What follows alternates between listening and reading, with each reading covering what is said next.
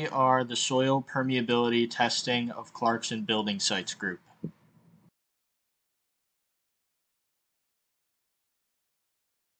Our project was to improve the real-world percolation test.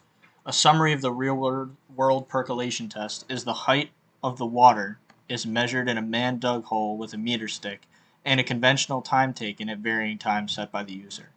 Our project utilized an Arduino IoT kit and a capacitive soil moisture sensor to measure the change in height every second for much more accurate data.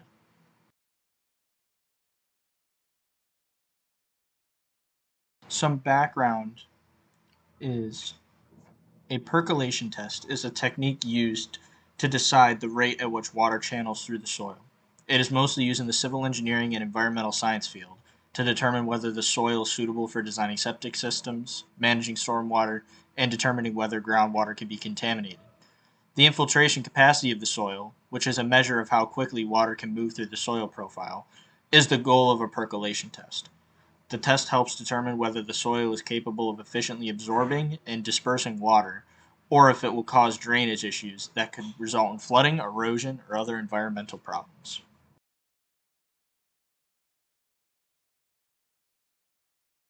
The methods section of this experiment is we utilized a soil moisture sensor to measure water height over time, and we recorded the data autonomously. To do this, some roadblocks and preliminary tasks needed to be completed.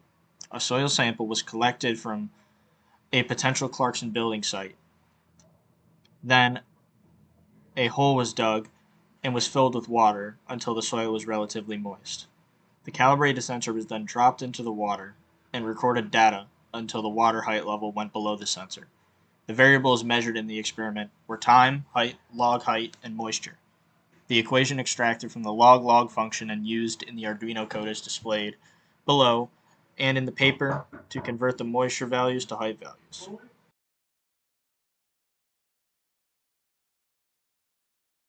The sensor was calibrated in the Arduino Cloud software and Microsoft Excel by converting the moisture values to height values. Some photos of calibration and in-lab testing are on the following slide.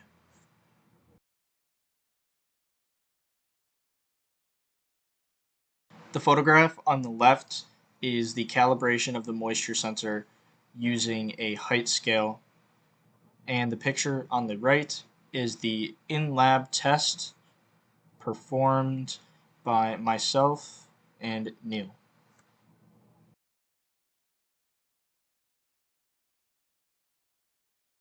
The primary results of the experiment were a linear regression plot of water height in inches versus time in seconds. The data was extracted every second for much more accurate results. The in-lab test results are in the methods section of the paper. It was found that the lower elevation of the plot of land, the water dispersed much faster than at higher elevation. The data points gathered from the serial port of the sensor were imported to an Excel file, which is an attachment to the project archive. The test was performed in 2 different locations at different elevations on a potential building site on the Clarkson campus. A map of where the field testing was performed is attached below. The area circled in red is where the tests were performed.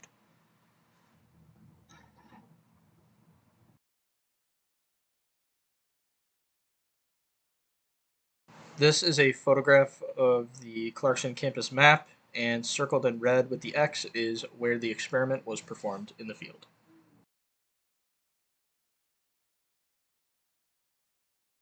These are photos taken during field testing.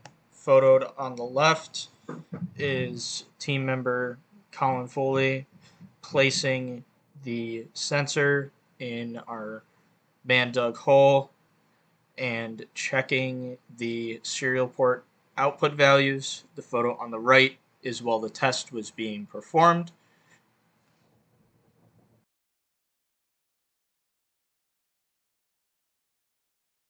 These are the final field test results.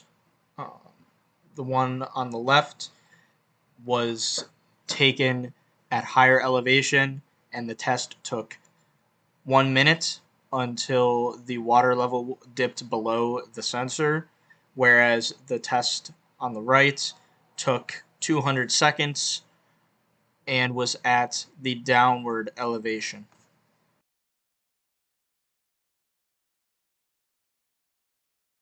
The experiment can be applied to the real world. If this product is engineered, manufactured, and advertised correctly, it could be used in all homes for any homeowners or people interested in buying land to test the perk of their land. The product could also revolutionize the camping industry for digging cat holes and determining places that are safe.